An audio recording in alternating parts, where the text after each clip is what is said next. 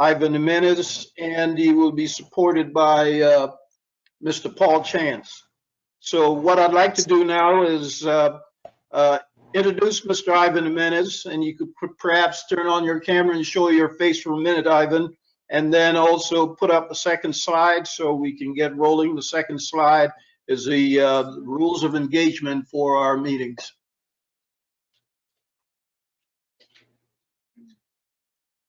Ivan, are you there?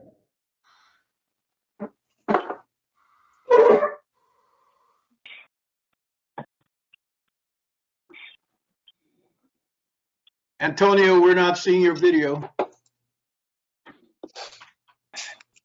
Thank you, sir. Ivan, are you there?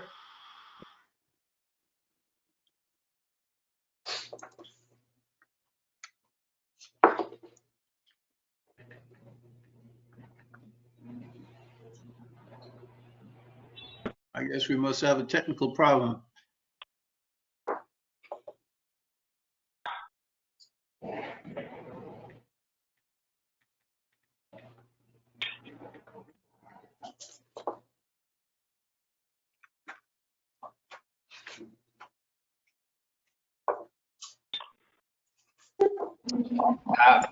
Sorry, Dr. Carnegie, I lost connection there for a quick moment. The webinar has started and I have begun recording the meeting. So you may begin the meeting. I have begun the meeting. We're waiting on you for slide number 2. Awesome. Before we begin, this is Naomi. May I ask a question of Ivan? Slide number 2. Naomi, you need to be recognized. We'll get back to you. Ivan, the slide number 2, which is the rules of engagement, please. Oh, God.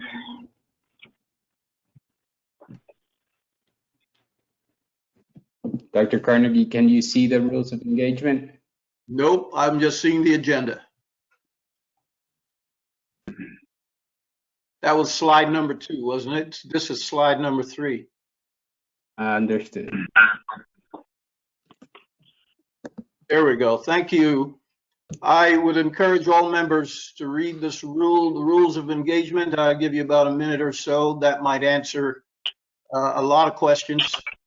And later on, Mr. Chance will expand on the rules of engagement by virtue of some incidents we had in our last meeting where there are some changes going forward in this virtual domain. So please read the rules of engagement. Got a minute, and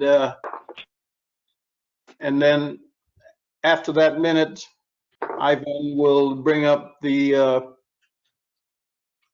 agenda.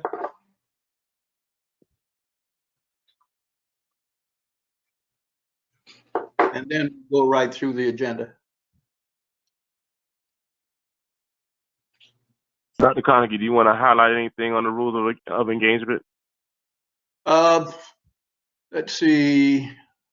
Well, item number 3, I would like to highlight that. You need to keep your microphones muted. And keep your, at least the board members, keep your video on so we can see you. And raise your hand. I presume you all can see that. And No. Ivan, is the raise your hand functionality not active? So the raise hand functionality is only active for attendees and not panelists. Committee members are only included as panelists, and this feature will only be used for the public to submit comments. Okay, well then in that case, we'll immediately make an adjustment where board members will need to unmute their mic and try and get my attention, and do not speak until you're being recognized. So if there's something else going on, I will not recognize you. You could also wave if you're on camera. You can wave at me and I can see that too. So that would be an immediate change. I didn't realize that this webinar didn't have an active raise your hand functionality. So All right, so I'd like to emphasize that. And then we have some presenters, as you've seen on the agenda, that will be recognized, and they will make their presentation, and Ivan will manage the slides. We believe that that might be the most efficient way to conduct a meeting. Last time I had to give control to others, and it wasn't the most efficient way to handle the meeting. So we're trying to move towards efficiency here. So just read that, and I think that's enough. So Ivan, let's move to the next slide, which is the agenda, and then we will start moving down the agenda, please. The agenda, please.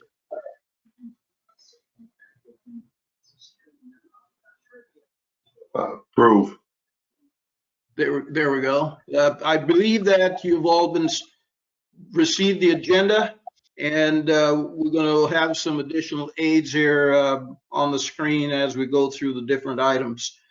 So I will now ask Mr. Coordinator Paul Chance to confirm that we have quorum, which is item 2 on the agenda. And Mr. Chance? Right. Thank you, Chair, and good evening, everyone.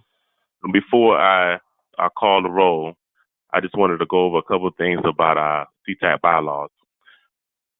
As we know, we have our CTAC bylaws, and in Rule 6.0 meetings protocol for citizens that may be watching, want to go over and review that at 6.08.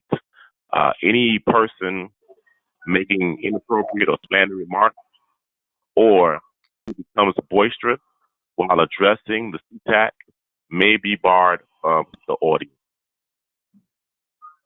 Also, bylaws rule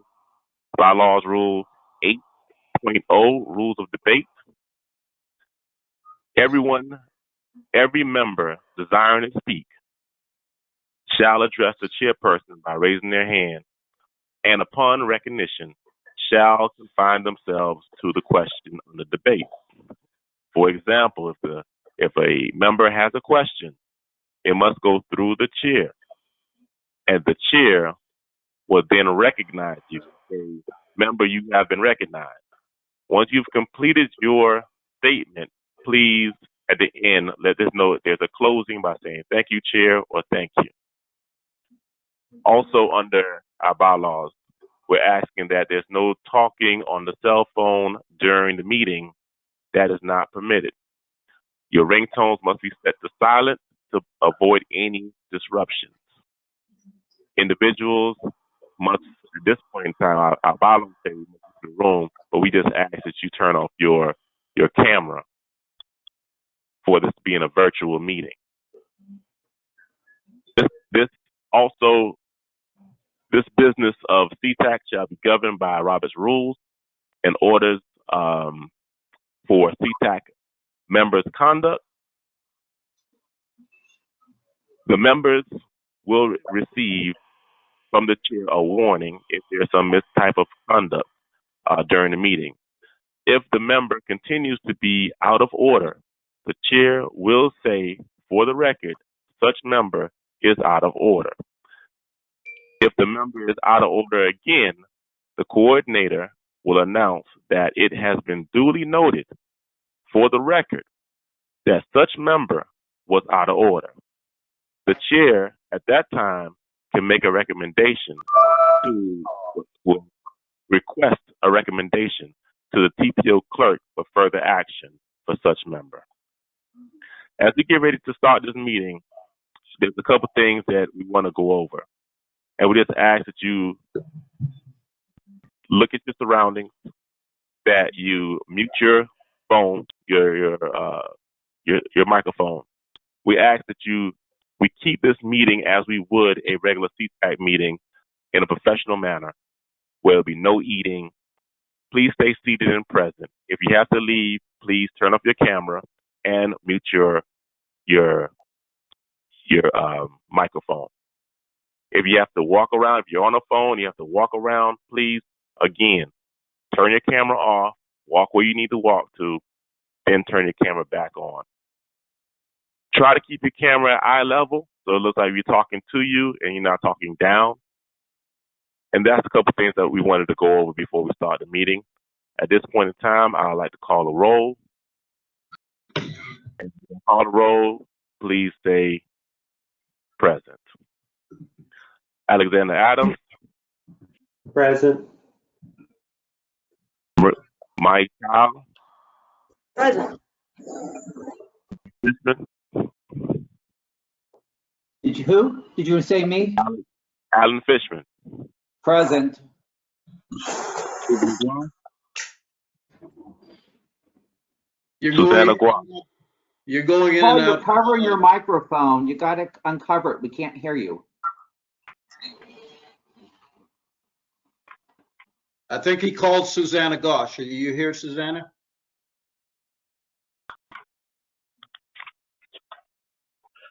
Okay. Can you hear me better now? Yes. Okay. Susanna Gouache. Okay. Benjamin Hendrick. Present. Jasmine Johnson. Present. Marlon Kelly Sr. I'm here. Can you see me? I'm not looking right now. Antonio Reyes. Present. Susan Shine. Present. Lee Swarland.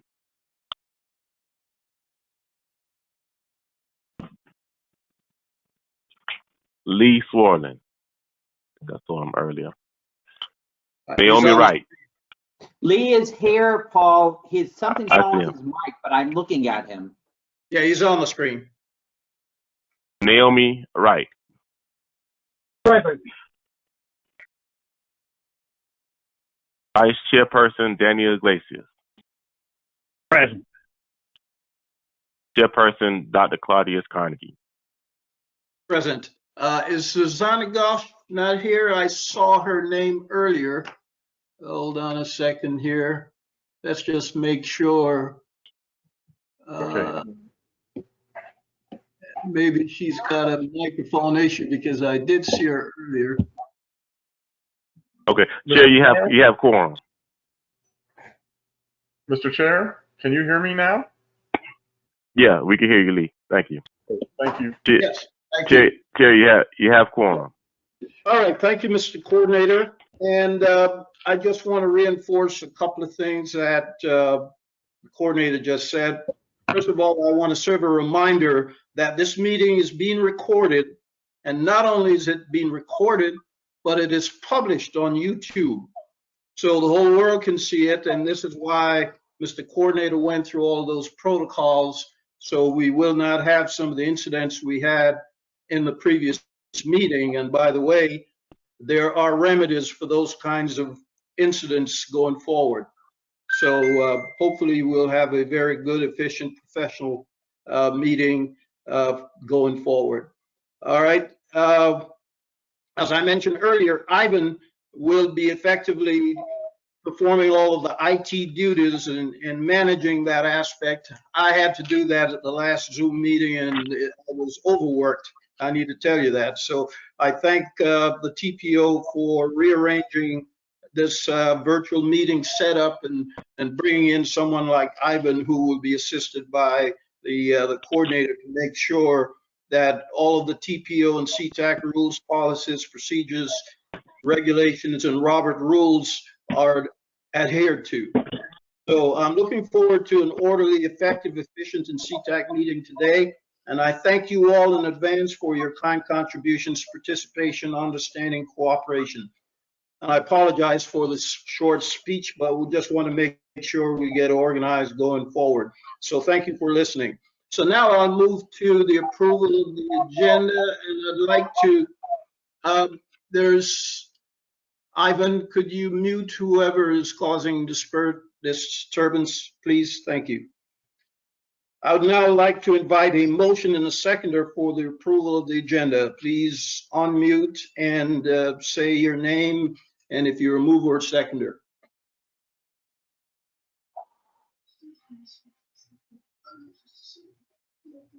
Is Alan anybody? Fishman, so moved. Okay, Mr. Fishman moved. And who's the seconder? I second. And who's that? Tony Reyes. Tony Reyes. Please say your name because not everybody's on camera and all of that. So Mr. Fishman moved and Mr. Reyes second for the record. All right. Does anyone oppose the approval of the agenda? Please unmute and say yay or nay. Yay. Well, I'm not hearing anything, so I will take that as an approval, unanimous approval. All right, if there are any objections, you can let us know, but we need to move on. I'd like to go through the same process for the approval of the minutes. I presume everyone received their minutes. I did. So now I'd like to ask for a mover and a seconder for the approval of the minutes of April 1st. Again, please unmute and say yea or nay. Alan Fishman, so moved. Fishman again. Seconder, Marlon Kelly, I second. Kelly second. So Fishman moved, Kelly second for the records. Anyone oppose the approval of the minutes? And I'm not hearing any response, so I take that as unanimous. If you change your mind, you can let us know. All right, thank you all for that. Now we're going to get right into the meat of the agenda. And Mr. Coordinator, any membership update, please? Not at this time, Chair. All right, thank you for that. So we'll move on to the next item, which is public comments. Are there any public who'd like to make a comment? I guess these are the ones that would show their hands. Ivan, are you seeing any hands raised? All right, I'm not seeing any hands raised. So what I'm going to do really quickly is I'm going to turn the attendees' microphones on. If anybody wishes to make a public comment, please state your name.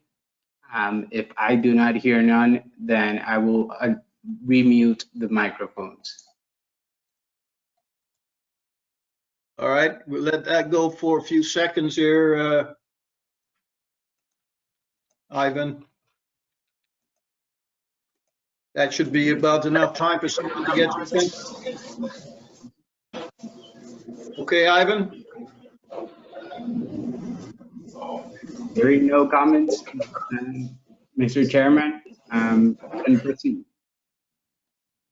Okay, all right, so you've muted all the mics. Thank you, sir. Okay, so no public comments. We'll move on to the next item, which is the 2021 to 2025 Transportation Improvement Program, the TIP program.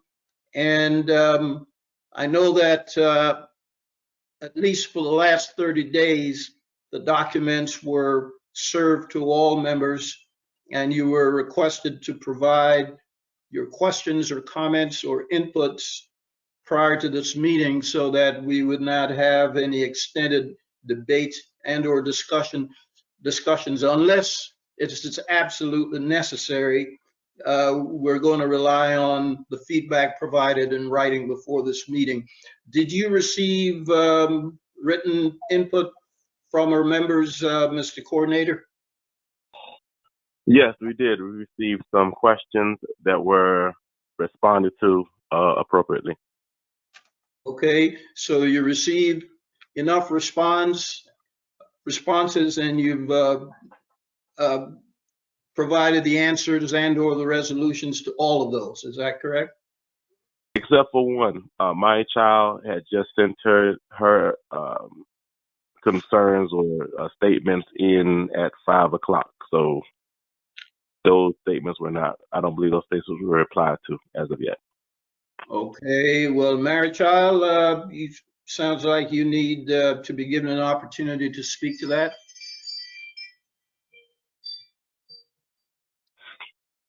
Well, mine weren't really questions. I mean, I had some observations and some just general suggestions.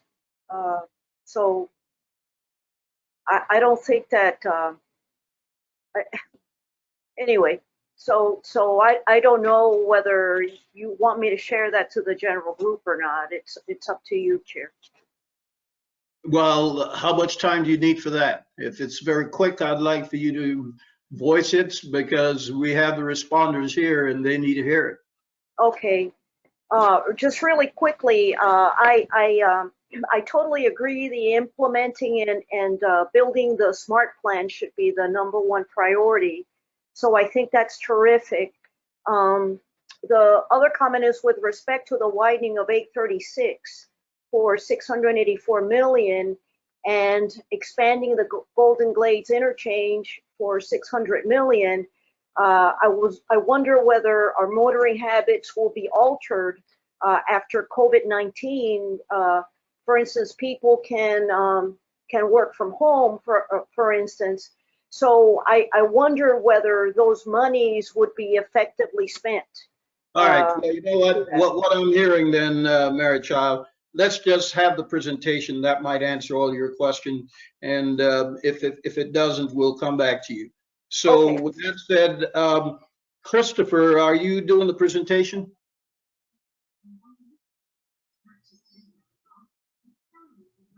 Christopher? I think you must be muted.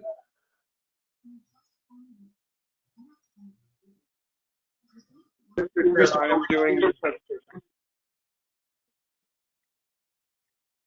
Can you hear me? Yes, we're hearing you now. Yes, I will be doing the presentation, Mr. Chair. Thank you. Okay, you have the floor. So, Ivan, could you bring up his slides? All right. I would like to first thank the committee membership for the month of review and for the meaningful questions and comments that we have received until this point. Committee member Child, I will be responding to your comments once I complete my presentation. And thank you to Vice Chair Member Iglesias for your questions. I hope that we were able to satisfactorily respond to those questions. We appreciate the feedback. So, as the chair explained, we do this every year. The Transportation Improvement Program is a federally required document. It's one of our core products that the Miami-Dade Transportation Planning Organization is required to produce. We have several products that we produce. The long-term planning document was approved in September of 2019. That is updated every 5 years, and it is a 20-year horizon. The TIP, which you have before you today for your approval, is the most immediate 5 years of the 20-year plan. If you would like to envision it as the delivery method of the long-term vision of planning, the most immediate capital improvement plan. And it is a compilation of all of our transportation agency partners, all of their work product that they have planned over the next 5 years in one single document. It is a requirement for each urbanized region to organize a cost-feasible 5-year plan, and this is the product before you today. The years represented in the Transportation Improvement project is the years 2021 through 2025, and we update this document annually, and throughout the year, if there are any major changes to cost, scope, or schedule, we amend as needed. Next slide, please.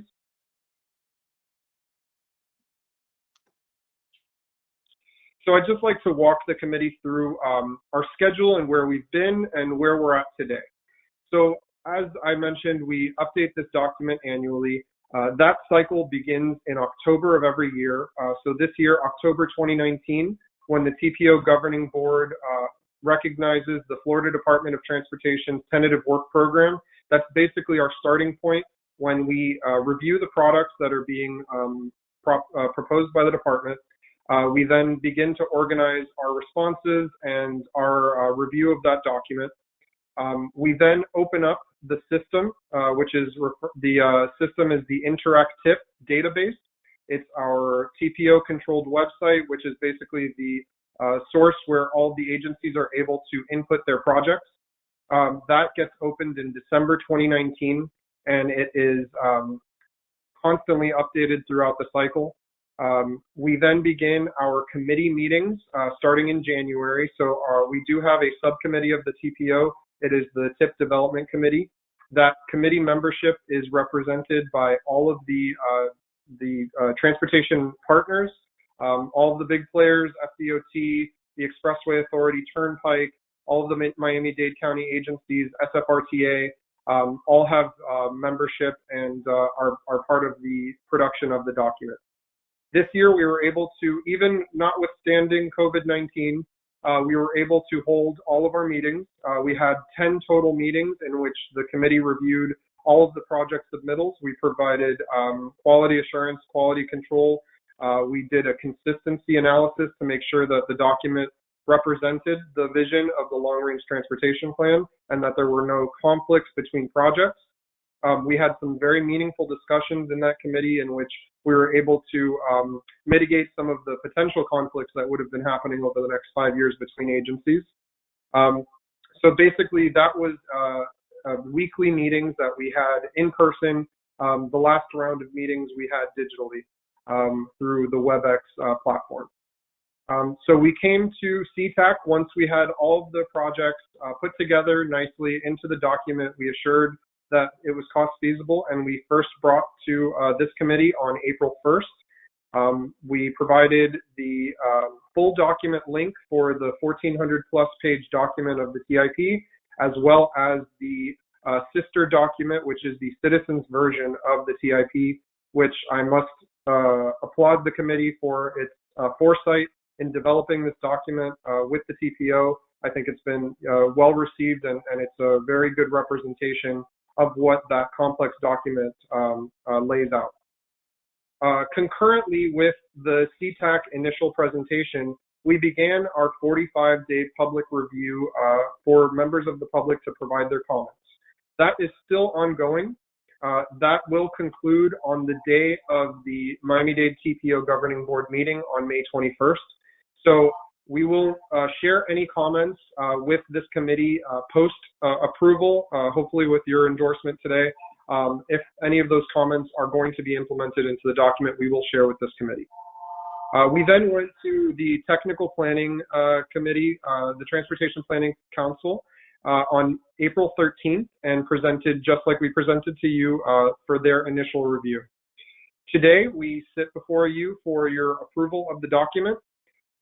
We will then be going back to TPC on May 11th for their endorsement. And then finally, we complete the cycle with the May 21st TPO Governing Board meeting.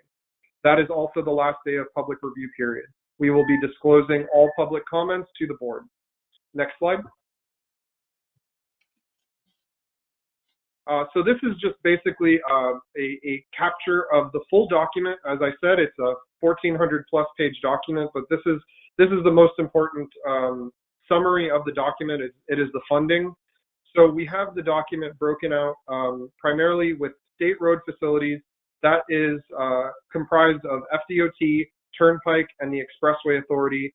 That's about $5 billion and 61% of the total TIP.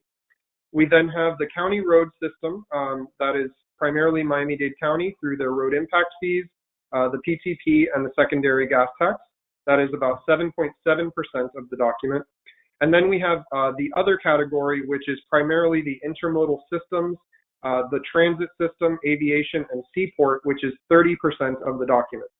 I'd like to point out that Miami-Dade County has addressed the vision of the TPO Governing Board as responsive to the #1 priority being the SMART plan. I think if you go back in history, you will see that we are at a much higher percentage for the intermodal category than we have been in the past. 30% is a large percentage comparatively with other regions in the United States. And I think that speaks to our movement towards investing heavier in public transportation. And I think that the SMART plan, in no small part, contributed towards that vision. Next slide, please.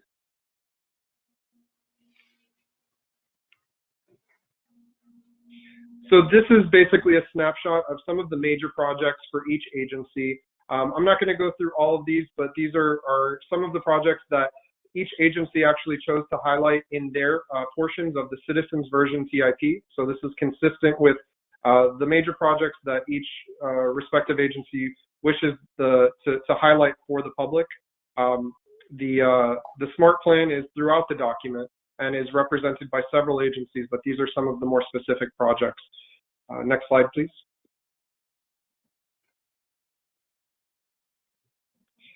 So this year, one of the big changes in producing the Transportation Improvement Plan is the requirement that we had to adhere to from the federal government to include performance management measures.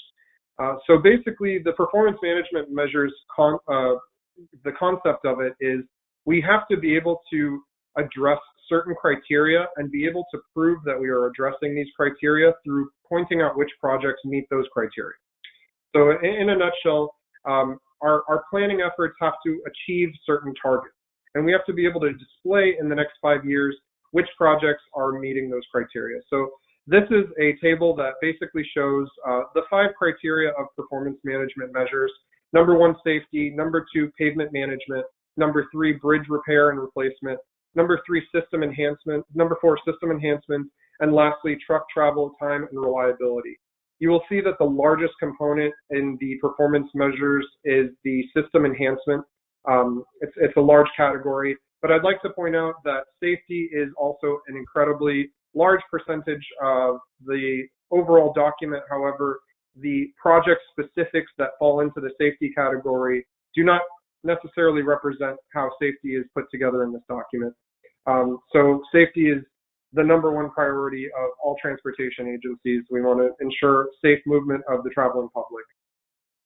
Next slide.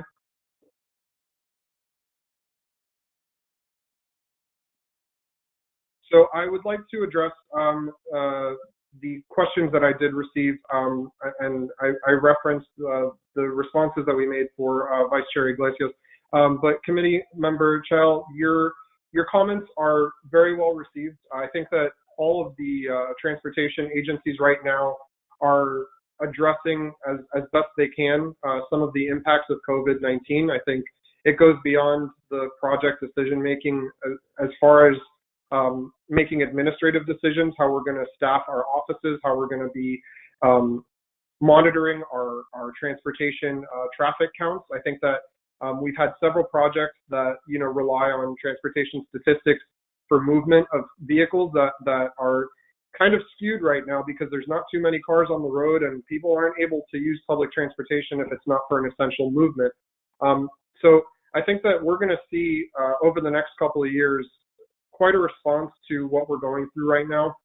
The projects that you referenced regarding the 836 expansion, that project specifically is a partnership project between FDOT and the Expressway Authority. It's currently under construction. It's the sister project to the I-395, in which the 836 kind of is part of the envelope that goes into the system. So that project is already underway and awarded. So I think that that one's actually being accelerated. The governor, in an executive order, ordered that the schedule be accelerated. And I think he made a public announcement that across the state, they've been able to accelerate about $2 billion worth of projects during these times in which there's lower traffic. So in general, I think going forward, all projects are going to have to address some of these pandemic, lessons learned. Absolutely. So I open the floor to, through the chair, any questions that I can address for the committee. Okay, Marichal, did your questions get answered?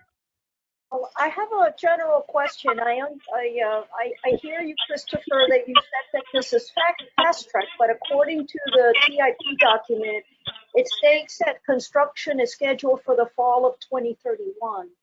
So maybe I misunderstood. Am I unmuted? Okay, so the project in the Golden Glades region that is now moved to 2031 is actually the reconstruction of the Golden Glades interchange. I'll give you a little bit of background on what happened. If you refer to the previous TIP, you're going to see that the Golden Glades interchange was previously 100% funded for construction within the 5 years. You can't hear me? Yeah, sorry, Chris. It seems that committee member emeritus. She lost her audio. Now she has her audio back. I have it. Okay. Did you hear my question? I'm sorry, I didn't know Yeah. whether I was on. No, I did hear it. I'll start over. Okay, The I'm sorry. project that is, no problem. The project that is in 2031 is an FDOT project for the Golden Glades interchange reconstruction. If you refer to previous TIPs, we used to have that project 100% funded for construction. Unfortunately, and it was in the newspapers and there was a lot of coverage on it, FDOT had to negotiate a utility gas line relocation in the vicinity of the Palmetto Expressway and the Golden Glades interchange. They were not able to successfully negotiate with the utility right-of-way ownership, and unfortunately that caused the project to lose its construction funding, primarily through the Strategic Intermodal System funding, which is vetted through Tallahassee, and they've got an inventory of projects. So as soon as that project ran into problems, we lost the money in Miami-Dade County. So the construction is now outside of the TIP window for the overall reconstruction. Our TPO governing board was very unhappy with that occurrence, and we will continue to prioritize the project to see if we can get it back into the 5-year window. All right, Marichal, are you happy with that? I think happy might not be the right term, but. Okay. Are there any other questions? I know that you should have responded in writing, but I'd like to facilitate any piggybacking or anything like that. I have a question, Dan English. Is that Mr. Adams? No, Mr. I had Adams? a question, but I think it was somebody else. My question. Oh. Could you say your name, because I'm not seeing everybody and I don't recognize a voice. Dan Iglesias, I had a question. Okay, go ahead. You're recognized. First of all, thank you for the responses. I sent a bunch of questions and they gave a very thorough, quick response. So thank you. I do have a couple of questions that I did ask already, but maybe for the benefit of the committee here, as far as, are there any TIP amendments that we did not get to see? I know every year it seems like there's always some project that comes in. Is there anything that you're aware of that's coming into the TIP that's not in that document?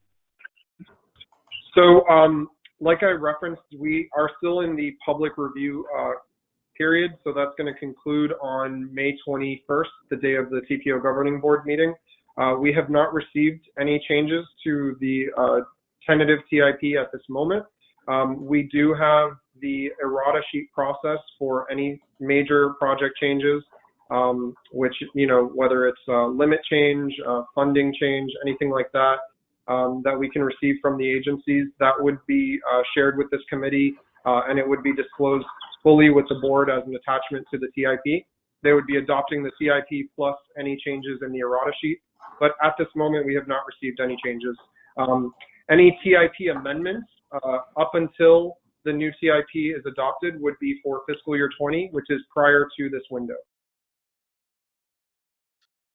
Okay, thank you. My other question, and maybe you can expand a little bit more on, how does the impact with this COVID-19 on impact fees and fuel tax going to affect this plan going forward? I know it's a little premature to know, but could you just explain a little bit better what that process would be if they have to reassign some of this money? Yes. So it's a great question. And I think it's on everybody's minds. I'm the finance manager for the TPO, so I'm, very keyed in on the impacts, and I want to see, what data is showing. I did my own research on the sales tax, which is, comprehensive for the entire state of Florida. They've only published through March the sales tax impacts. We are anxiously awaiting to see the April sales tax revenue impacts, but the March revenue impacts were very minor, and I do not think that they were representative of what's going on right now. So that's kind of our primary, document that's going to tell us what's happening. And I anticipate that sales tax revenues are going to go down significantly, which will cause projects to move around. The good thing about the major transportation agencies is that they lock in their budget for the first year. So I would anticipate that if there are project changes, they will be in years 2 through 5. And we will have to adjust the TIP subsequent to any of those changes impacting project schedules. Okay. All right. Thank you. Are you through, Mr. Iglesias? Yes, I am. Thank you. All right. Mr. Adams, I saw your hand. You're recognized. Yes, I just had a question. We see a lot of these large transportation roadway projects, whether it's bus lanes or whatever. They have many, many segments. And then when we get the smart plan segments, it's an entire corridor. And it just seems like it's kind of an all or nothing. And I was wondering, is there a reason why we can't like break those projects up like these other large infrastructure projects? Maybe they would be more, plan them out over 5 years or so, so that it's a consistent building and there's funding and, some traction. Is there a reason why the differentiation? Sure. Yeah, there is. So you'll see the FDOT projects do have quite a few segments on their larger projects. A good example is the project that Committee Member Chael was just referencing in the Golden Glades interchange before it was defunded. That project had, I believe, 7 or 8 segments. The reason that the department breaks their projects into segments is due to constructability. They mitigate their risk by awarding contracts to multiple firms so that they can manage them appropriately. And it helps them mitigate their risk, and it also helps stimulate the economy. That's a primary reason for why you see the segmentation on some of these larger projects. When it comes to the SMART plan, it's a little bit different. Constructing public transportation projects is a little bit different because it has to be seamless. For example, if you were expanding the Metro Rail on 27th Avenue, you have a much better return on investment awarding one long project to one firm than having the risk of having conflicts along the line from different firms doing things a little bit differently. However, there is still the ability to do SMART plan projects in a phased approach. I think that our board has deliberated the delivery method for some of these projects to do a phase 1, phase 2, and phase 3 so that they're more affordable. So I'm not sure that fully answers your question, but that's the reason that they're a little bit different. Okay, Mr. Adams, are you through? Okay, yes, thank you. And my general comment, I would like to see more transit funding, more bike and ped, and more safe routes to school and maintenance, versus these large roadway projects that contributing to pollution and the habits we have and all of that. So that's my comment. All right, thank you. Any other question before we call on Mr. I guess you're looking for a resolution here, Christopher, are you? Yes, Mr. Chair. Okay, so let me see if there are any other questions before I call upon Mr. Fishman, who is on standby with a narrative for the resolution. Yes, Susan, go ahead. You are unmuted. Okay, so just to piggyback on what Alexander said, I'm gonna ask about public transportation. If I understand it correctly, this is set in stone, so that at no point can we ask, like to back up on Mariella's comment. If you decided that COVID-19 was going to affect our road transportation, is there any way to move that funding around to add to public transportation at this point? That's a great question. That is a great question. So basically, the TPO has, I think, been, the first agency to put our money where our mouth is. We have discretion on one type of federal funding that is about $40 million per year. It is the STBG, which is Surface Transportation Block Grant for the urbanized area of Miami-Dade County. The TPO governing board has prioritized the SMART plan, and by doing so, we've also dedicated $30 million per year in perpetuity for 30 years, which totals $900 million towards the development of the SMART plan. We've urged our transportation partners to follow suit and to invest in the same manner. We've been continuing to work both administratively and legislatively to make sure that Florida statutes can address our needs down here in Miami-Dade County. A lot of the red tape and some of the problems that we run into with some of our partners is their response is legally they can't reinvest in that manner because Florida statutes dictate how they have to spend their funding. So we're working with them to try to meet the needs of Miami-Dade County, and I think that they're listening, and we're in a really good position to see some of that happening in this next window. So I guess the follow-up question to that is, if we approve this today, does that mean that funding cannot be shifted in the near future? No, what you're adopting today is subject to future amendments, and at any time we can make amendments to the TIP. Okay, thank you so much. All right.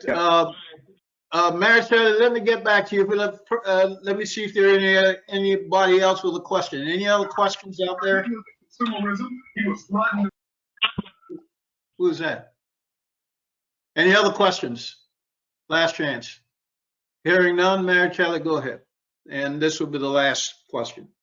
Well, my last question, actually, one comment with respect to that. I noticed that in the Julia Tuttle cross-section, there is no physical buffer between the fast-moving cars and the bike lane. So I'd like you all to please add something there to protect the cyclists. And the last kind of just general observation, I was wondering whether COVID-19, with respect to social distancing, just these practical matters, would lead us back to the drawing board to take a look at the widths of some of these probably sidewalks and multimodal lanes, so these can also be modified in addition to street trees so that people can feel good about being out there walking and biking. So it's just general comments. Through the chair, I'd like to answer your second question first. Yes, I think that we're going to see that. We do have a Complete Streets initiative that the TPO supports. It's been adopted by both the Florida Department of Transportation as well as Miami-Dade County, and it basically re-envisions the way that transportation planning is done comprehensively. So we're not just focusing on roadways, but we're always keeping our pedestrians and bicyclists in mind when we're developing future projects. I think that there's plenty of room in the criteria for Complete Streets to address some of these, unfortunate circumstances of the pandemic, and I think that you will see some of that.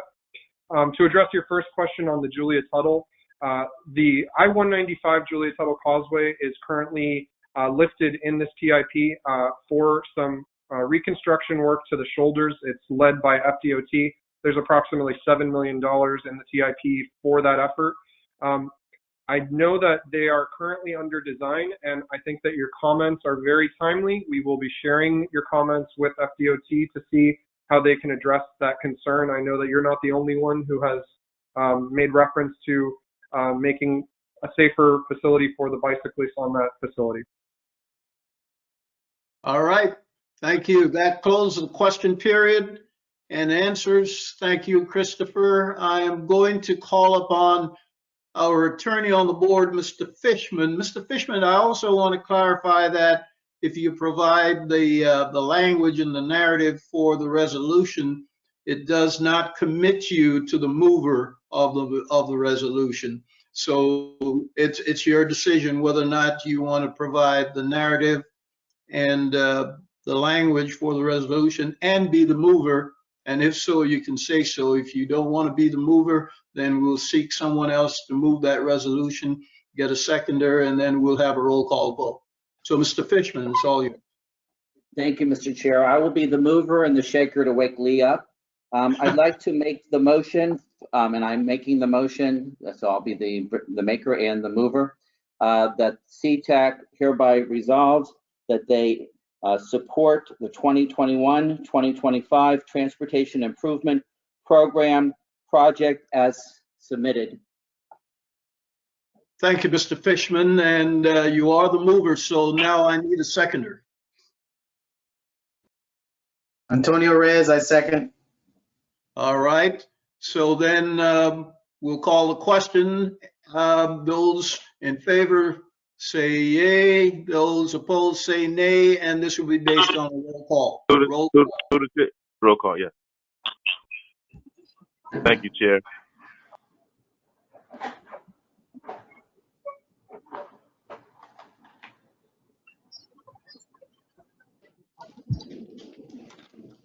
Alexander Adam? No.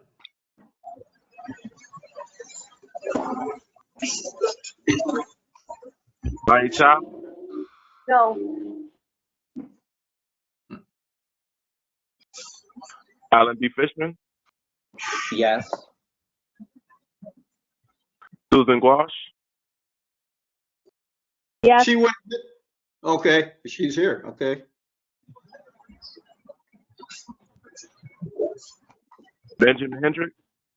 Yes.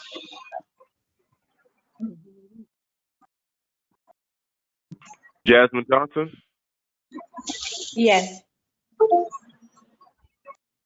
Marlon Kelly Sr.? Yes. You doing roll call? Yes. Antonio Reyes? Yes. Susan Shine? Yes. Lee Swarland? Yes.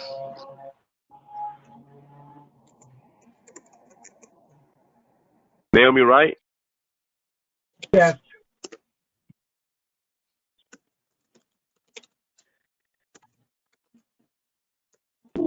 Vice Chair Danny Iglesias? Yes.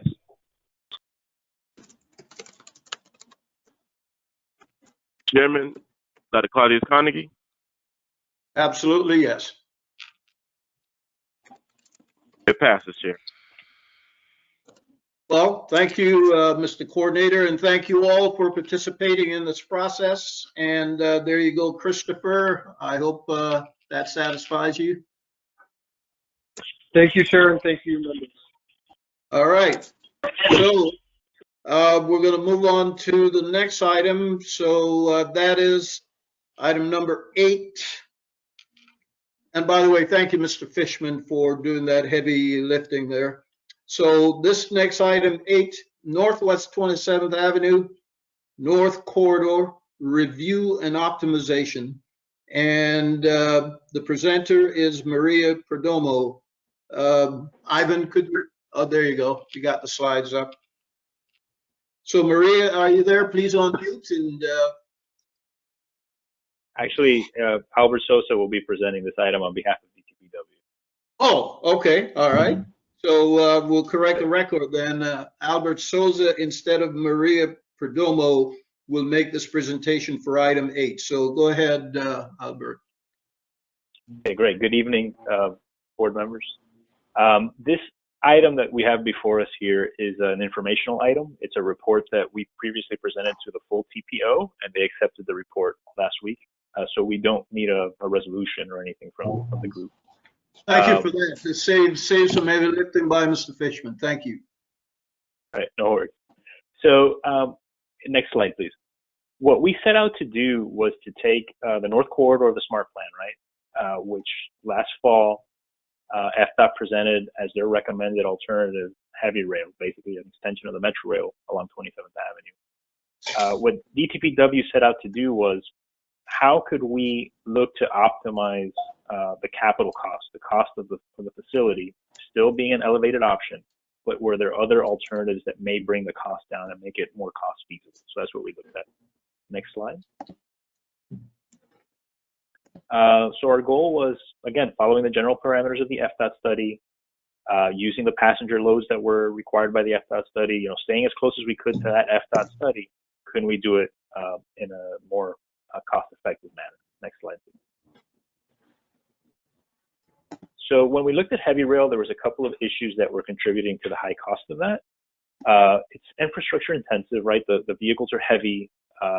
You have to conform your operations to the mainline operations of the existing metro rail system.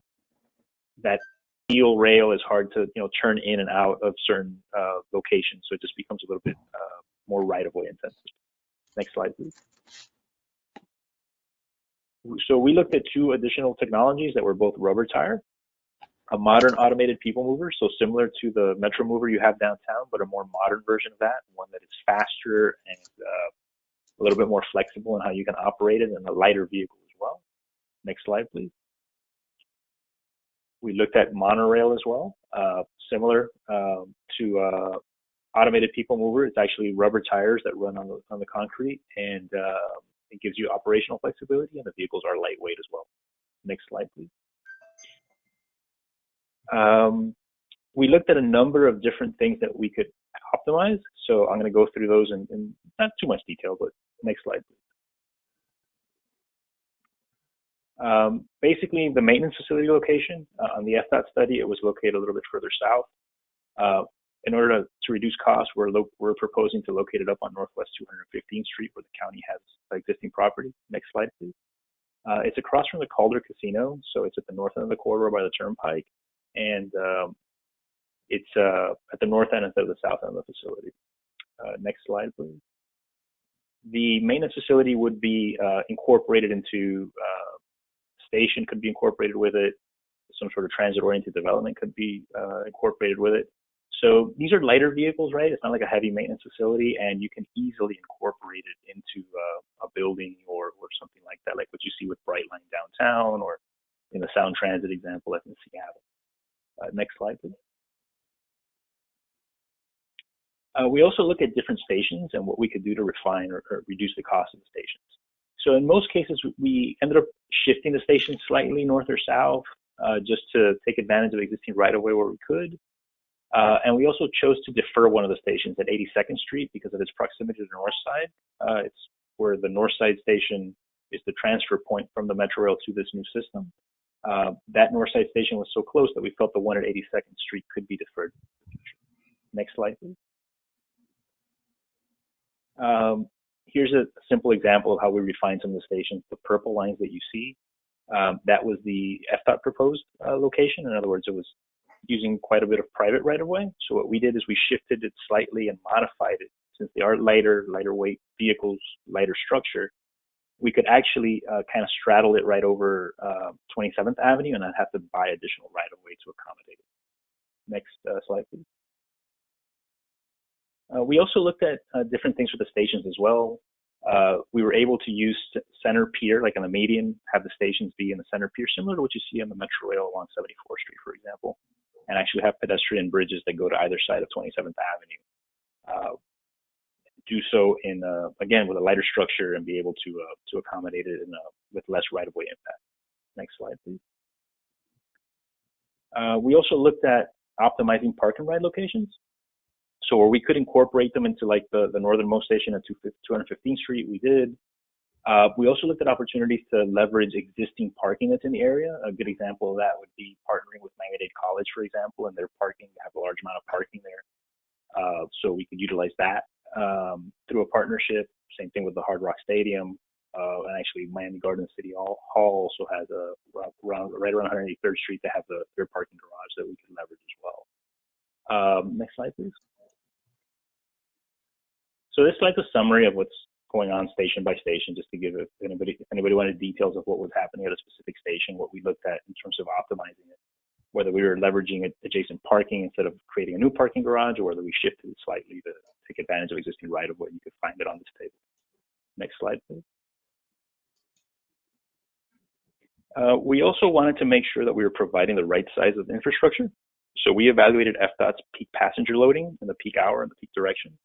And we were able to make sure that we could accommodate that. It's basically 1,600 passengers in the hour, the peak direction in the year 2040. That's FDOT's design parameters. So we were able to accommodate that with smaller train sets or automated people mover train sets, for example, running a little bit more frequently. We were able to accomplish it that way. And by doing it that way, you're able to reduce your station sizes, et cetera. Your infrastructure becomes less intensive by using a smaller train set that's running more frequently. Next slide, please. So this is an example of, this goes to show what the different modes, how the characteristics are.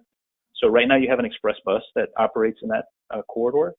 It takes about 30 minutes to get from 215th Street to the MLK transfer station to the Metro Rail. They run about every 15 minutes, and you have about, your peak capacity in the peak hour would be about 400 passengers. You could increase that capacity, of course, by running more frequently. FDOT's HRT recommendation, they run them every 9 minutes, and they takes about 19 minutes to make the trip. Either the automated people mover or the monorail, it's going to be about a 20-minute trip. So it's quite comparable to the Metro Rail, and it does accommodate the 1,600 passenger count that FDOT's traffic model or passenger model shows that would be required for the corridor. Next slide, please. All told, right? Like when we looked at these optimized solutions compared to FDOT's HRT, which was at 1.9 billion, we were able to come in somewhere between 1.2 and 1.4 billion, depending on which way you went. So about $500 to $700 million cheaper using these other technologies and optimizing the approach to park and rides and right of way and that kind of thing.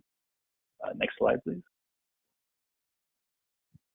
There's also some additional possibilities for optimization that merit, if we want to look at those further, we could, but it was just outside the scope of the current study. But there are additional opportunities that could be looked at, and they could reduce the cost another 20 to 25 to about $40 million. Next slide, please. If you took the same approach to optimization on FDOT's heavy rail alternative as we did for the monorail and APM, some of those things could be optimized, right? Like some of those things could be done the same with heavy rail. The cost of heavy rail reduces by about $150 million, $200 million. Instead of 1.9 billion, it becomes 1.7 to 1.8 billion. And that comparison is provided here at the bottom of the page. Next slide, please. In terms of the final recommendation that DTPW is giving, is to actually proceed with a procurement for the North Corridor as an elevated facility and let the market dictate, here's the best technology, here's the most cost-effective way to implement this, and then proceed with that procurement and then proceed with the project in that manner. DTPW is currently preparing a request for proposal to put on the street to actually get the North Corridor done. And that's the conclusion of the presentation, and I'm more than happy to take questions through the chair if there are any. All right, excellent presentation. I have a quick question before I open it up. Is this, any one of these alternatives, are they going to be design built, or are you going to have to go through a process of design, approval, then construction and all of that? It's currently envisioned as a design build RFP that the county is preparing for solicitation. So it would be one entity to design and build. Got it.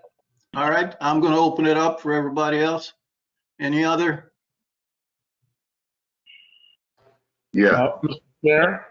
Hold on, one at a time, please. I heard a deep voice. Who is that? Please say your name so I can recognize, because I'm not seeing everybody and I still don't know everybody's voice.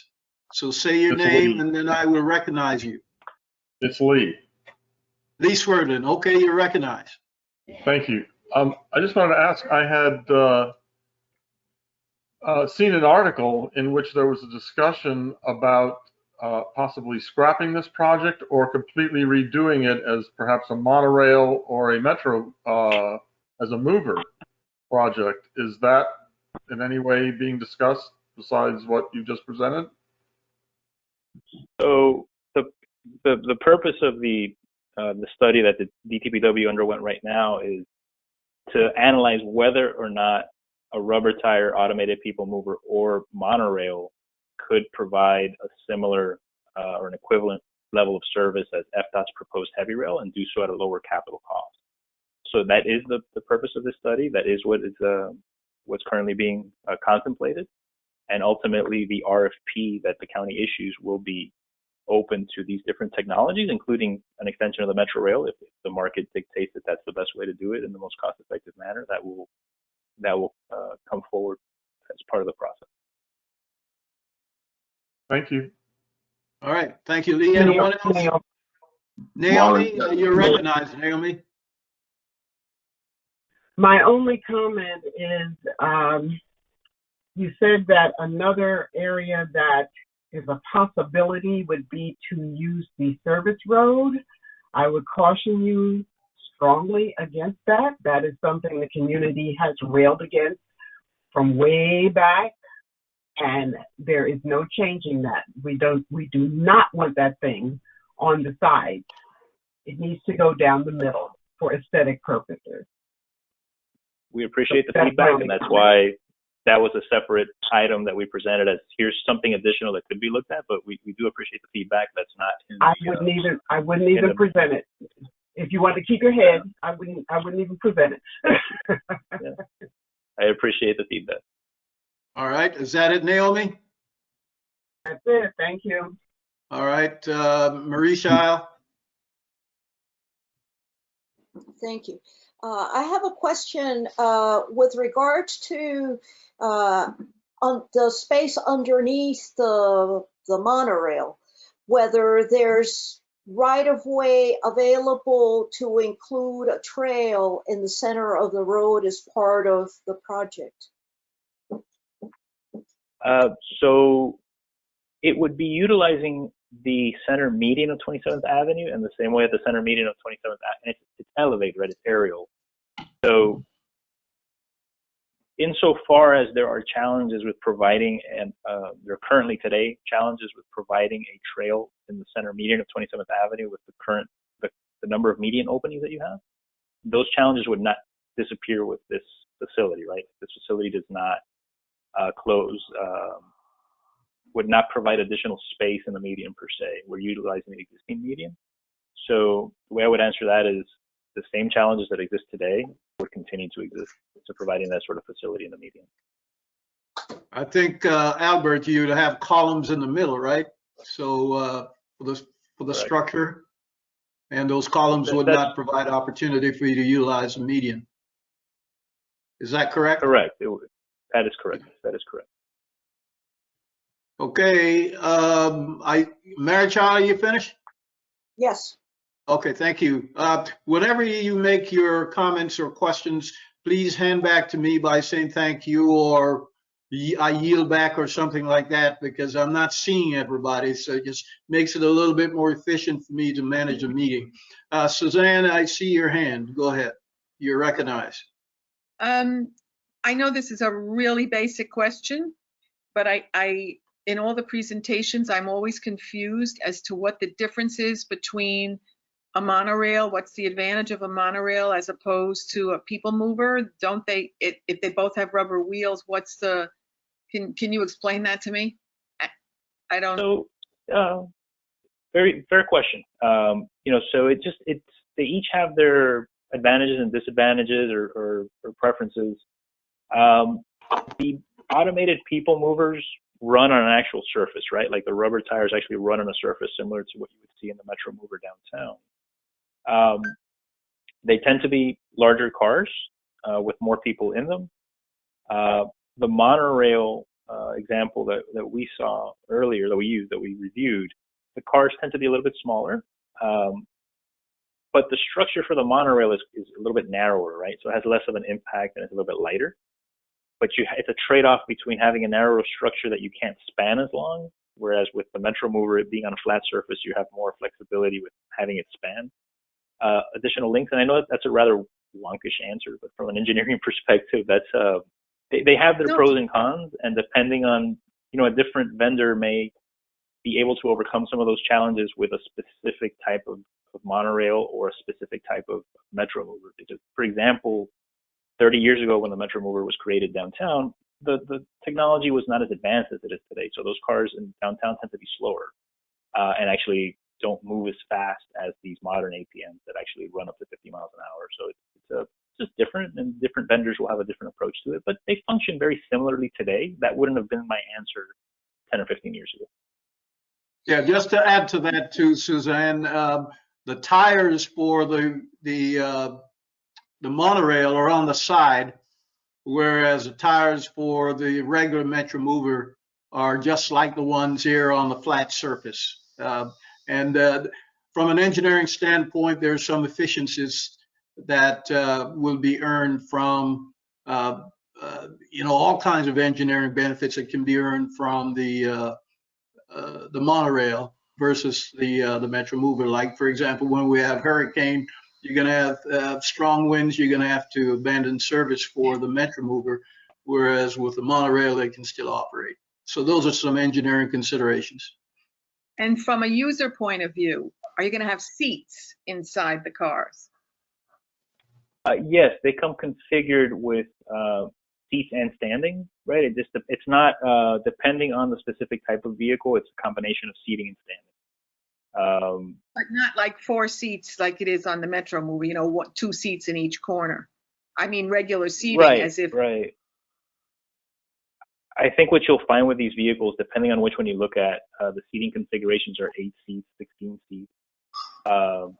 It's that type of range. It just depends on the vehicle. Different manufacturers have different setups. Yeah, okay. And Susan, the reason why the seats are like they are now on the Metro Rail, that was a reaction to the street people kind of just riding around on the Metro Mover all the time. So they try to restrict that. But we're going to move on to Marlon Kelly, the next person. Mr. Chair. All right, thank you, Chair. Also, thank you, Mr. Sosa, for the presentation. It was informative, but some of the information kind of contradict what I thought was already existing. For instance, I thought the mode of transportation was already selected during my participation with the Project Advisory Committee when we selected through studies that the best mode of transportation to be congruent with the existing mode of transportation would be the heavy rail. Now, did I misinterpret your presentation in terms of the mode of transportation moving forward? So DTPW intends to be open in terms of the technology, Yes. providing an elevated system, right? The elevated system is a given. It's not going to run at grade or in mixed traffic. It's elevated on a fixed guideway. In terms of the technology itself, whether it's heavy rail, automated people mover, or monorail in my example, DTPW is expressing flexibility with that. And that was what the TPO, when they accepted this report, I think it was last week, if I'm not mistaken, the part of the discussion was that, yes, there will be some flexibility in terms of the technology itself, understanding that there are some basic parameters that need to be met, right? Like make sure you're carrying an appropriate number of passengers and make sure that it's elevated. But in so doing, they may yield, in exploring these other technologies, you may yield a situation where you're able to deliver a product that is more affordable, right? It has a lower capital cost than the heavy rail is presented by FDOT that had quite an elevated capital cost. It's not to say that one of these is better than the other. That's not a determination that DTPW is proposing, right? They're trying to create a level playing field in terms of here's the service quality that needs to be provided in terms of travel time, in terms of capacity per hour, and let's see which mode which technology, which vendor can provide that in the most efficient manner. Now with that response, when we were discussing the committees on the PAC was discussing the technology, I know one of the main point was to try to remain consistent with what already exists in order to cut down on maintenance, because now, unless you're going to change all the existing cars to match the new mode, our maintenance facility would have to probably change over and to avoid having two different type of, transportation and two different types of track where the existing mode, travelers would have to get off to get back on the new existing mode to go continue north if they're coming from the south of say 62nd Street. So that was a thought process. Now, is there a new thought process regarding whether or not the technology matches what exists currently? All right, Albert, before you jump into that, just to assist you in answering that question, could you call up the slide with the cost, the initial capital cost and the O&M cost? Bring that slide up. I think that that will inform and support your answer. There we go. Well, so my question is without the consideration of cost. Well, go ahead, Albert. No, so I would say that what DTPW is trying to achieve is establishing a level platform for operational characteristics in terms of how many passengers you can carry and how many, the speed, the travel time, etc. Understanding that there would be an obvious issue, like you have heavy rail provides you a one-seat ride per se that these other modes do not, right? But in the TPO directing DTPW to explore additional alternatives, and that's the direction that DTPW got from the TPO.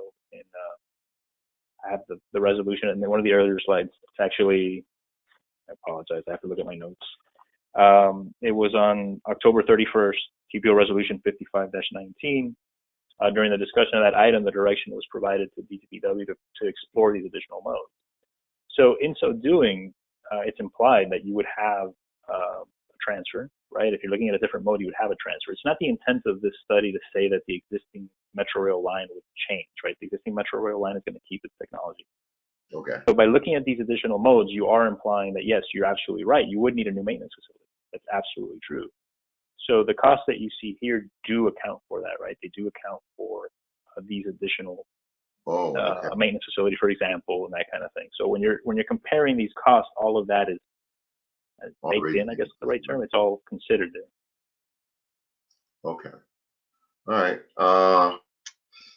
Well, with that being said, I mean, I'm a little disappointed only because I thought what the committee that was on selection moving forward was probably the easiest way to integrate the extension.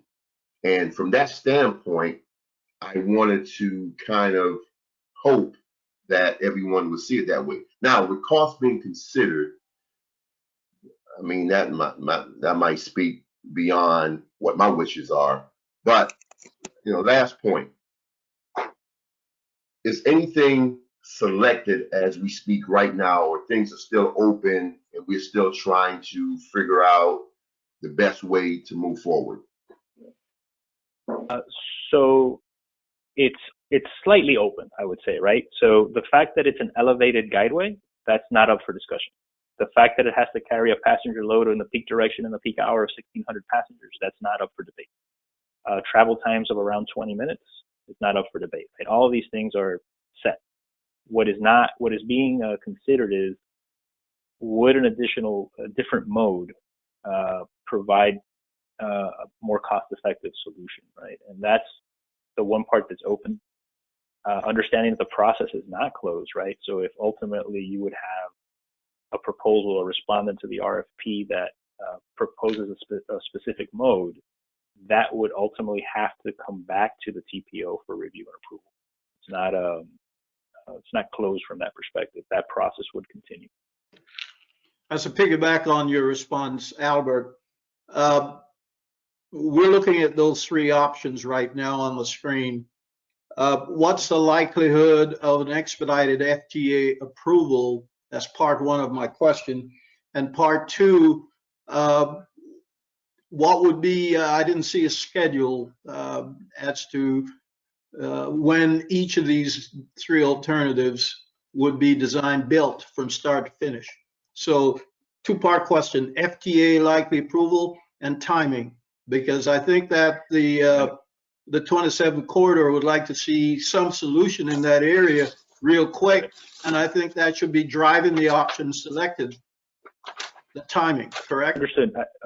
I understand the question. So in terms of the FTA, DTPW was able to discuss this with FTA, and they were able to get FTA to approve to go along with going through this process to identify what is the most cost-effective mode, and at that point continue with the FTA grant process, right? And there's different ways of approaching that, right? There's terms that you'll hear thrown about, a letter of non-prejudice, which basically means you're allowed to continue with the project and not close yourself off from FTA funds, even though you're advancing the project ahead of their funding. So FTA is aware of this. DTPW has communicated to FTA that there is an exploration of these different technologies that's going on, and FTA is open to that. In terms of timing, DTPW is working on an RFP for the design build. They expect to issue that in the next, I don't know the exact date, right? But it's in the short term, right? We're talking in the next month or 2 or 3, not in the next year or 2, right? So this is something that's going to happen in the very short term. And all of that will continue. There's so in terms of timing, that's what we're looking at, is an RFP in the short run from DTPW, and then the design builds to happen subsequent to that. And a lot of these things will happen simultaneously, right? FDOT is continuing with their NEPA process, their environmental process on the corridor. Ultimately, whatever mode is chosen, that product that FDOT is putting forward in terms of their NEPA, their environmental process, may have to be slightly changed, right? Because rubber tires make less noise than steel on steel of a heavy rail, for example. So some of the documents technically may have to change, but the work continues. So this, the fact that DTPW is putting this RFP out in the short run is actually accelerating the project, not decelerating. So, I mean, those people in the north end of town will have transportation a lot faster with at much less cost and better likelihood of FTA expedited approval if you go with the optimized APM or the optimized monorail more so than the HRT. Is in conclusion, is that what you're saying? That is yes, I do believe that to be the case. I do believe that with a lower cost alternative, you have a better chance of funding the project overall, right? These are big projects. There's a lot of dollars that are tied into them. So having a project that is capital cost efficient tends to help with the whole funding equation overall. Yeah. All right. Are you through, Mr. Kelly? Just one last question, because I didn't catch the part with the scheduling.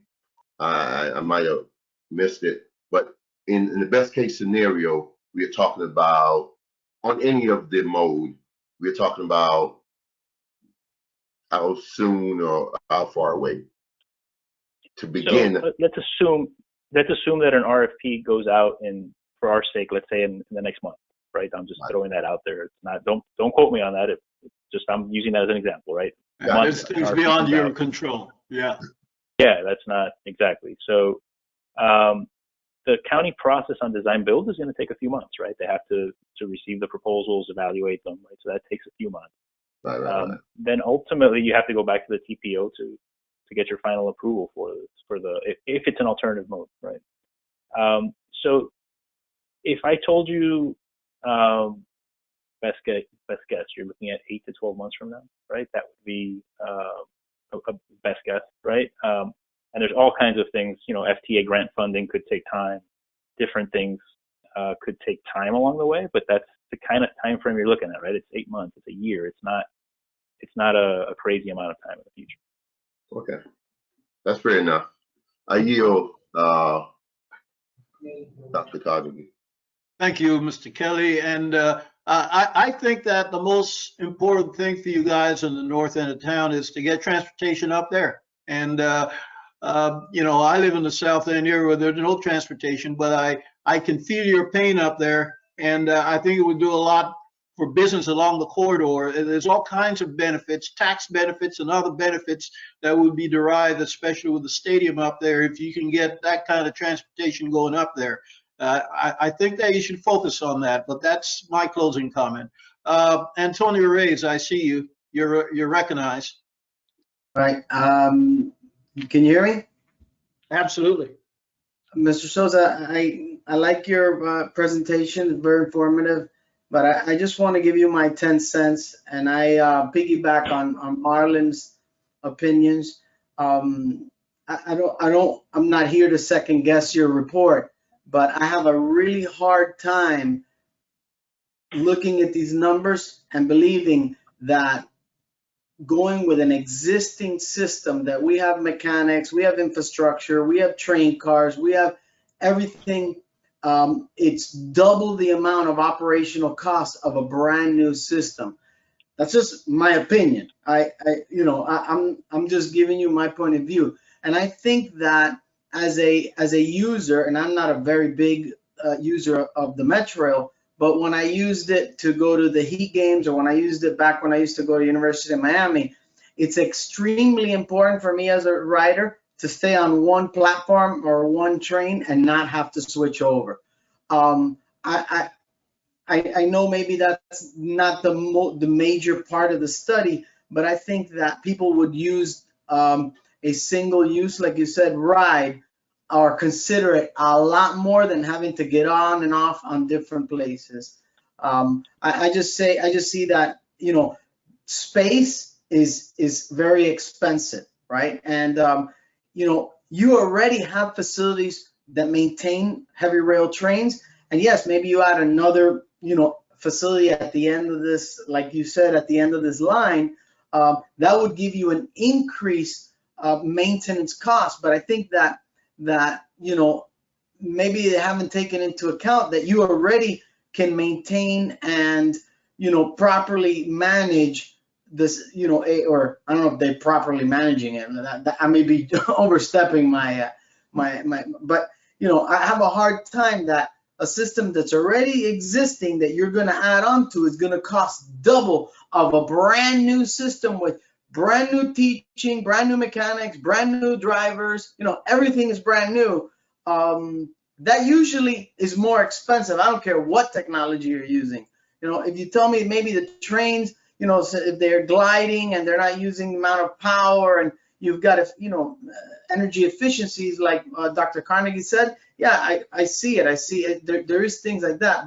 But when I look at these numbers and I say, twice the amount, 40 to 60 million to operate heavy rail, which we already operate right now, as opposed to a new system, I have a hard time swallowing the numbers. I mean, I've been doing the study and I'm not going to go into the details, but I just want to give you my member opinion.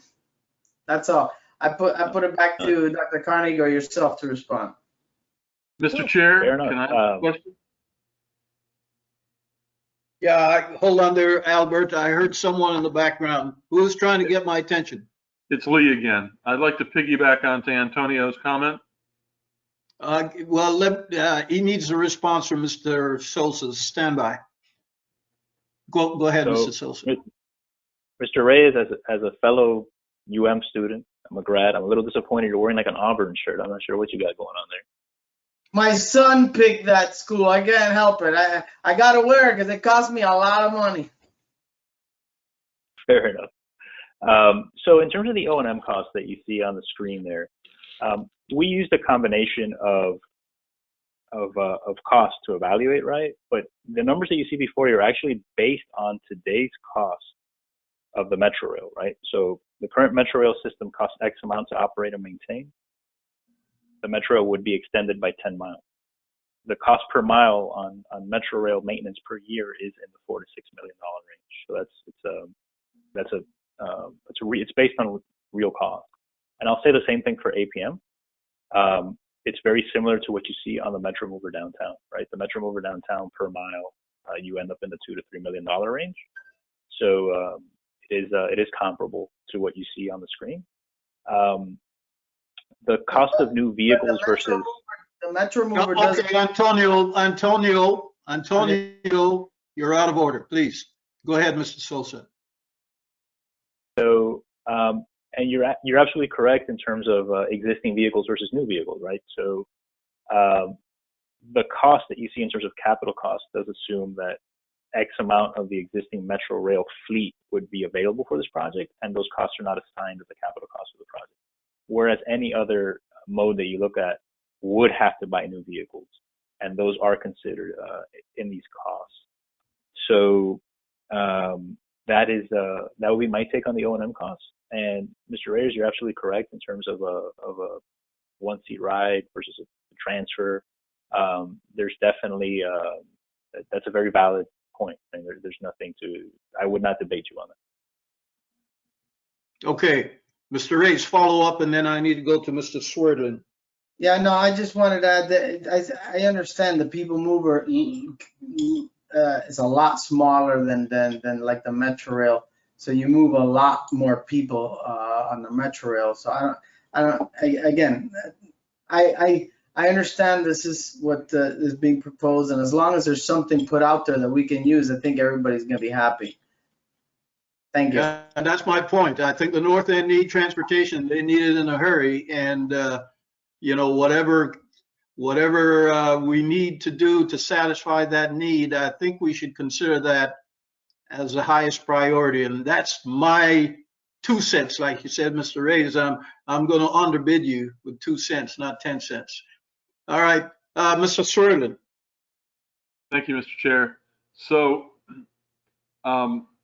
obviously, as probably the original standard bearer of single technology, would be seriously in favor of heavy rail to continue the system and create a full network of our existing train with all the existing technology and all the existing service and maintenance. But that said, I know that monorail is cheaper to build and cheaper to operate, and I think the advantage to a mover is that it doesn't require drivers. It's completely computerized. And I think that's one of the differences in the cost, is that heavy rail requires a driver for every vehicle. And that's why we're running 6-car trains instead of my suggestion years ago to speed up the headways by having 3 2-car trains, which would require 3 drivers, and the cost would be incredibly expensive. So each system has an advantage, each one has a disadvantage.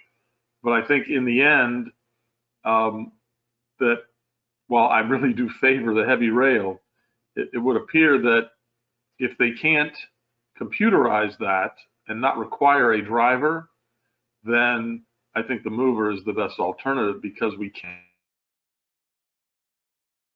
Are you yielding back, Mr. Swerdlin? Hello? I guess we lost him. Any other questions in the meantime? Can have. Hello? Yes. Excuse me?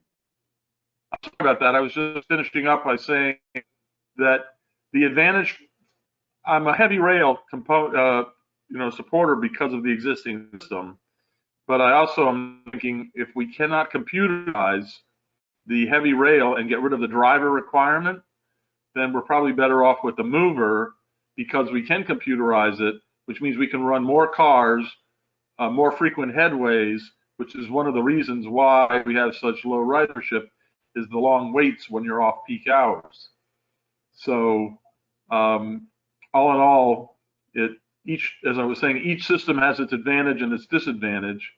But if we want to make this system really operational and have the ridership we need to increase the headways, which means the number of cars running. That's it for me. Thank you. All right, thank you. Albert, any response? No, I think what he said was very accurate.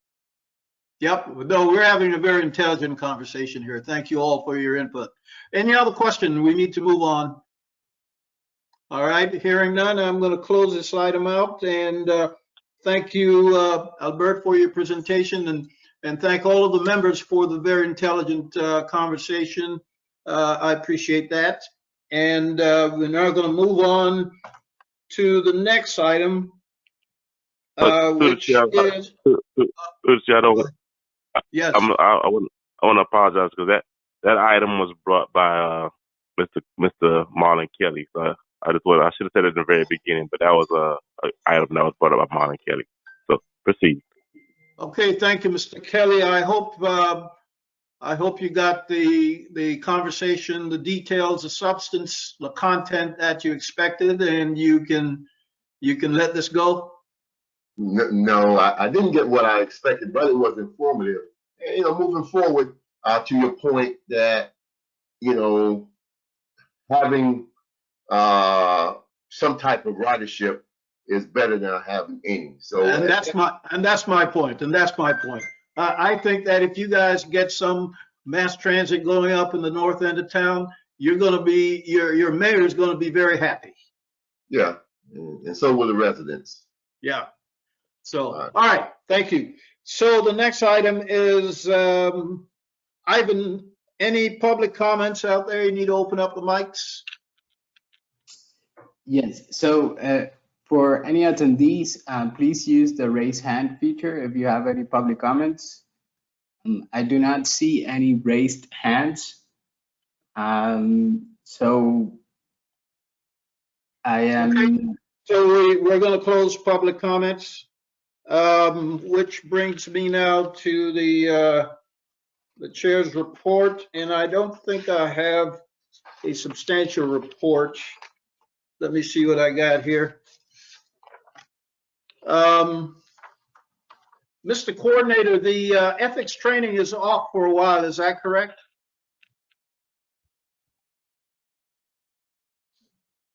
Chair, as of right now, we haven't gotten a response yet. If it's, I know the last time I spoke to them, they were looking at doing a virtual training, and at that point in time, that was it. So I will still try to contact them, and hopefully by the next meeting, we'll have a response for you.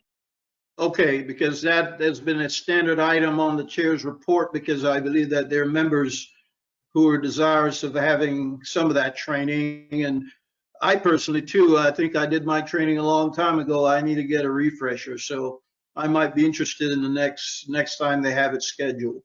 The next CTAC meeting will be on Wednesday, June 3rd. And as of now, it will be on a virtual platform again. So more information will be coming out on that. And the other item of importance is that you are invited to participate in a Miami-Dade mobility fee study workshop on Monday, May 11th. That's next Monday at 10 a.m. to noon. And your input will help Miami-Dade County update its roadway impact fee structure. Everybody's looking for money now. So I believe, Mr. Coordinator, you sent an email out with this information? That is correct, Chair. It was sent out today. So please review your email for additional details on this.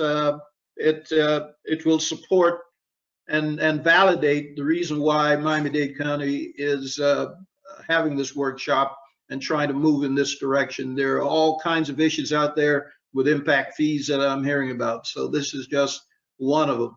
So be on the lookout for that. So with that said, let's see. Are there any new transportation business? You can mute all of the mics, Ivan. The public mics, that is, not the participants. So, are there any new transportation business? Yes, I have one suggestion. Earlier, a colleague of mine from the BPAC said that he was noticing as he was biking around that there's a lot of debris. And so one request I have is for, and I don't know who does it, whether, anyway, so could the county please look at just general maintenance now that people are biking and walking more? Can we be sure that our trails are clean and safe? And then the other thing is, as a lot of people are walking and biking, the sidewalks are really narrow in many places. And I've gotten comments like from the brickalites who want to go move around, if they, where spaces, where there's more space for cars than there are for pedestrians, we could also, just temporarily, while we're sort of in quarantine, shift the balance by putting more barriers, like barricades or cones to allow people to spread out more. Okay, are you talking about countywide, or is there a specific area in the county that you're seeing this? Because we don't want to send our people out on a wild goose chase. No, I think countywide, and particularly. So you've been around the whole county and you've seen these problems all around the county? Well, I can just tell you that I've been reading, like people who are using Brickell, like for instance, around Key Biscayne, that the sidewalks there are really, really narrow. So just something, and also in particularly, well, this might be the jurisdiction of the city of Miami, but maybe, like in. That's exactly my question. I mean, Yeah. some of what you're talking about may not be in the purview of the county, which is what we're about. So that's why I'm asking you for specific locations so we can make a determination as to who has jurisdiction and not send the county employees out on a wild goose chase. Well, I think in particular, like take a look at the bikeways on the South Dade Busway, for instance, just the general trails. Have the people look in terms of the county trails, take a look at the trail network and just be sure it's clean and safe. All right. Well, to the extent that we have jurisdiction, I'll let the Mr. Coordinator take care of that. And if something comes up, yeah, go ahead. So the chair, my, if you want to just send me an email, specific on, then we can move from there. All right. Thank you so much. Thank you. All right. Any other new transportation? Yeah. Here's someone. It's Lee again. Yes, sir. I was just curious, have we had a report anytime? I mean, it's been a while since we heard anything about the Ludlam Trail, the one that runs down the old FEC Railroad right-of-way that runs from South Miami north. Is it possible for us to get an update on that? Okay, yes, I don't see any reason why we can't have our coordinator research that and get it on an agenda. The reason why I ask is I drive by it all the time and I've seen zero. I think we just lost Lee again.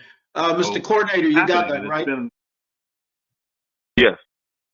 Okay, we got it, Lee. Thank you. Can you hear me again? Yeah, we got it, Lee. Thank you. Okay, thank you.